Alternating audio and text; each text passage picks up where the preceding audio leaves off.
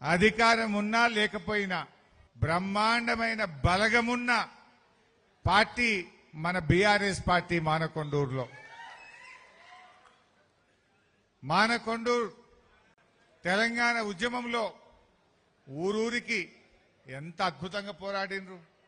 ఇల్లంతకుంట అయితేమి, గన్నేరువరం అయితేమి, బెజ్జంకి అయితేమి, మన మానకొండూరు అయితేనేమి, తిమ్మాపూర్ అయితేనేమి, మా కేశవపట్నం అయితేనేమి, 2001లో అన్ని జడ్పీటీసీలు గెలిచిన నియోజకవర్గం మానకొండూరు నియోజకవర్గం.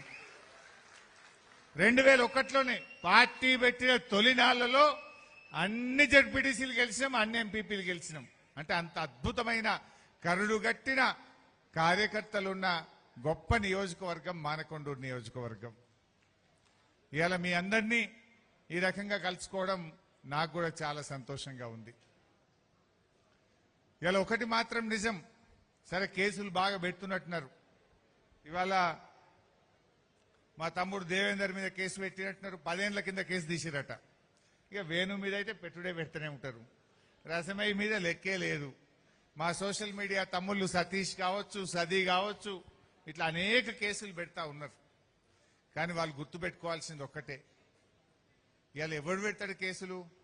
ఓటమి అంచున ఉన్నవాడు, ఫ్రస్ట్రేషన్లో ఉన్నవాడు, ఇక నాతో కాదు అనుకున్నోడే కేసులు పెడతాడు.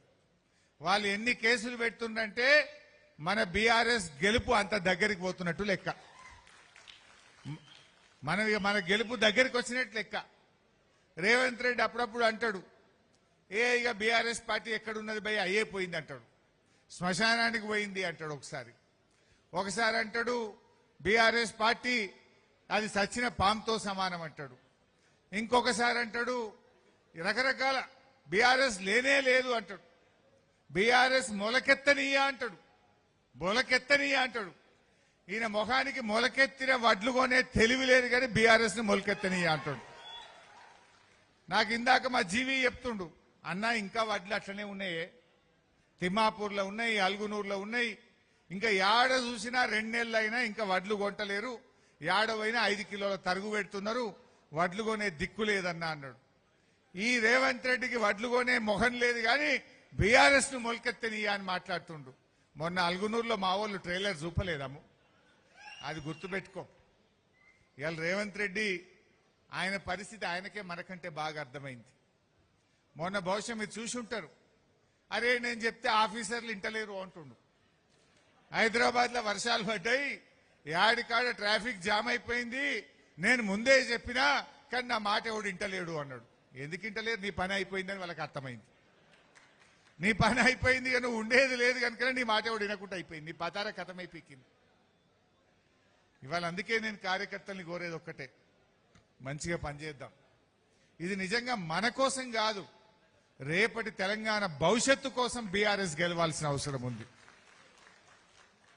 ఇప్పుడు రేవంత్ రెడ్డి చేసిన పాపాలు, అరాచకాలు, అవినీతి, ఇది రేపు సెట్ చేయాలంటేనే ఇంకో 5 ఏళ్ళు పడుతుంది. అసలు రేవంత్ రెడ్డి పాలనలో స్కీములు లేవు, అన్ని స్కాములే. కేసీఆర్ ఉంటే అన్ని స్కీములే, ఎప్పుడు చూడు స్కీములే. ఎలక్షన్లలో మేనిఫెస్టోలో చెప్పకపోయినా కళ్యాణ లక్ష్మి ఇచ్చిండు కదా కేసీఆర్. ఓట్ల ముందు చెప్పిండా కళ్యాణ లక్ష్మి? కేసీఆర్ కిట్ ఓట్ల ముందు చెప్పిండా? రైతు బంధు అనే పథకం ఓట్ల ముందు చెప్పిండా? రైతు బీమా అనే పథకం ఓట్ల ముందు చెప్పినమా? ఎన్నికల ముందు హామీలు ఇవ్వకపోయినా ప్రజలకేం కావాలో ప్రజల మనసెరిగి పాలన అందించింది కేసీఆర్ ప్రభుత్వం, ప్రజల కోసం పనిచేసింది కేసీఆర్ ప్రభుత్వం. కానీ రేవంత్ రెడ్డి అంతా స్కామ్లే. ఏ స్కీము చూడు, ఇలా సివిల్ సప్లైలో స్కామ్, సింగరేణిలో స్కామ్, హ్యామ్ రోడ్లలో స్కామ్, చివరికి గా పిల్లల బట్టలు కొని పిల్లలకు అన్నం పెట్టే ఉప్పు పప్పుల కోడిగుడ్లలో కూడా స్కామే. భూముల్లో స్కామ్, పవర్లో స్కామ్, అసలు స్కాములో చేయని డిపార్ట్మెంటే లేదు. ఎండ్ల చూడు స్కామే, స్కీములు లేవు, అంతా మోసం. ఇవాళ మీ జిల్లా మంత్రులు పాపం వాళ్ళని చూస్తే నాకు జాలేస్తా ఉంది. నేను మొన్న ఎప్పుడో మాట్లాడినా, గురుకుల పాఠశాలల్లో ప్రభుత్వ పాఠశాలల్లో గా పిల్లలకు అన్నం పెట్టే కోడిగుడ్ల మీద ఉప్పు పప్పు మీద కూడా ఎవడన్నా పైసలు తింటారా పాపం తగులుతుంది అన్న 2000 కోట్ల స్కామ్ జరిగింది అని నేను మీడియాలో మాట్లాడినా. మన కరీంనగర్ జిల్లా మంత్రులు మన జిల్లా పరువు తీస్తున్నారు. లక్ష్మణ్ గారు, పొన్నం ప్రభాకర్ గారు నాకు ఛాలెంజ్ లేచిండ్రు. అరే నువ్వు 2000 కోట్ల స్కామ్ అంటున్నావు, మేం కొన్నదే 680 కోట్లది అన్నారు. వాళ్ళకి నిజంగా వాళ్ళని చూస్తే నాకు జాలేస్తుంది. మీ డిపార్ట్మెంట్లో మీరు మంత్రులుగా ఉండి అసలు మీ డిపార్ట్మెంట్లో ఏం జరుగుతుందో మీకు తెలియని పరిస్థితుల్లో మీరున్నారు. బట్టలు కానీ, బూట్లు కానీ, షూస్ కానీ, టై కానీ అవి 1200 కోట్ల రూపాయలతో టెండర్ పిలిచిండ్రు. ఈ ఉప్పులు, పప్పులు, కూరగాయలు, కోడిగుడ్లు, మటను, చికెన్ ఇవి 800 కోట్లతో టెండర్ పిలిచిండ్రు. రెండు కలిపితే 2000 కోట్ల రూపాయలు. 2000 కోట్ల రూపాయలతో టెండర్లు పిలిచిన విషయం ఈ మంత్రులకు తెలియకపోతే వీళ్ళు ఏం పాలన చేస్తుండ్రో నాకు అర్థమైతలేదు.